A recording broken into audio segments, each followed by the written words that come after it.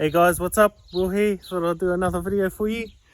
Just a stock car update one.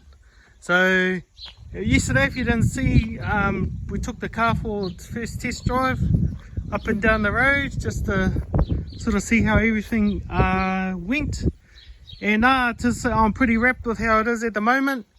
And obviously, you know, we've got a few things that we need to sort of sort out and tidy up on the car, and a few little noises that we need to sort of figure out, and I think we've figured out a couple of them. But yeah, just thought I'd do this video out on the lawn today so you guys could probably see the car a little bit better in the sun. So yeah, this is what we're sort of running with. This used to be, if you didn't know, this used to be the old man's car. Everybody knows him as Hobo, but everybody recognises the car as Casper. Well, I think it was probably built in the 80s in Rotorua. Might have been from the Stanaways, and then Mike Beale might have had it, and then I think the old man brought it off him as just a bare chassis, and he ran a Ford V8 in it with a Holden HQ gearbox and a Morris commercial diff. Had no power steering in it, had no coilovers, and yeah, and the clutch was really hard. It was like a manual clutch, no hydraulic clutch. So when I was racing supers way back in early 2000s, I think, when I was like 18, had a super stock we bought from Peter Stanaway in Rotorua, and I raced that for about 3, maybe 4 seasons. But I was kind of back and forth from uni, so, and then I went to Australia and I didn't do any more racing. So I've been over there for 15 years, come back, and I had started changing the stock car how it was originally, because they changed the roll cage rules.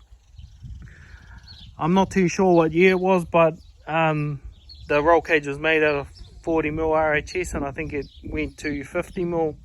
So we started changing it, and then the rules changed again, where they lifted the height of the roll cages up for more head clearance for the driver. So then I kind of, yeah, that was kind of it then.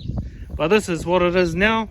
So the old V8's still sitting in the shed. It was built by my Uncle Paul and Neil Gooch.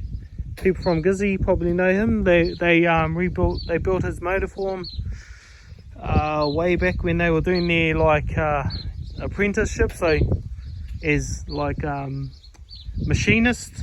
machinist. So that motor's still sitting in the shed. Not too sure what we'll do with that, but it still runs. It was running when we took it out. But yeah, this is the car as it is now. So we've just got a Falcon engine in here, VCT. I don't really know the difference much, but this came out of a street stock.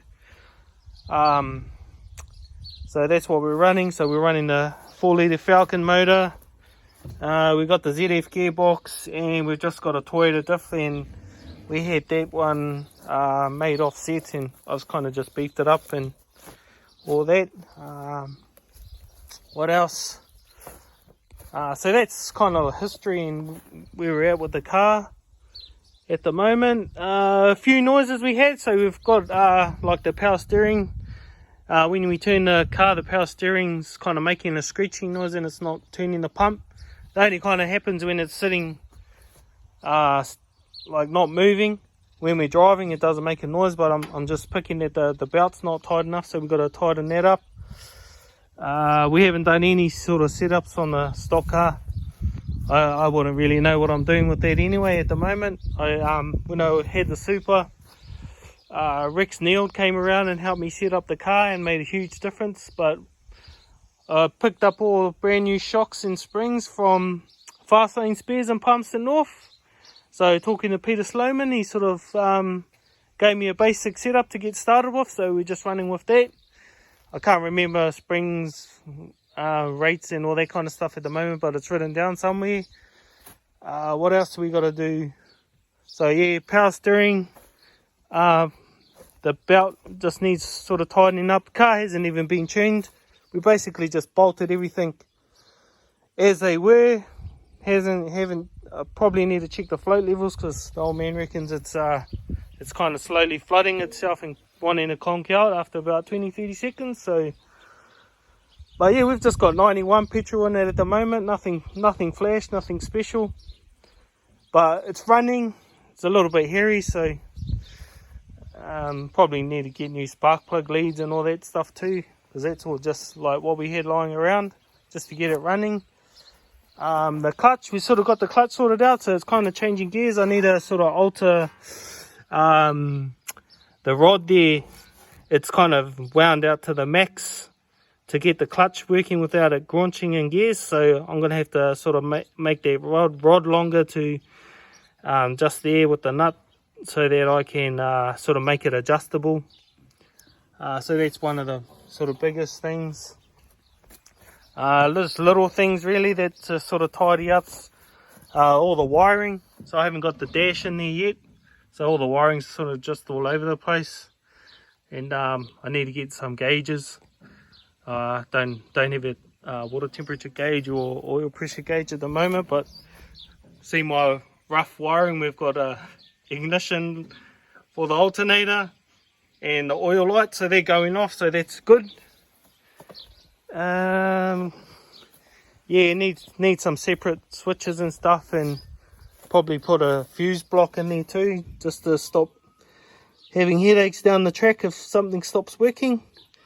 Got to put the seat belts in. Seat obviously needs a reupholster and a tidy up, and I think the other thing little thing I had to do was just underneath there, there's no kind of like dust cover over stopping mud and stuff going in the flywheel in the clutch, so I want to make a little tin plate to go over there, and probably just some plates to stop the mud getting flicked in by the motor.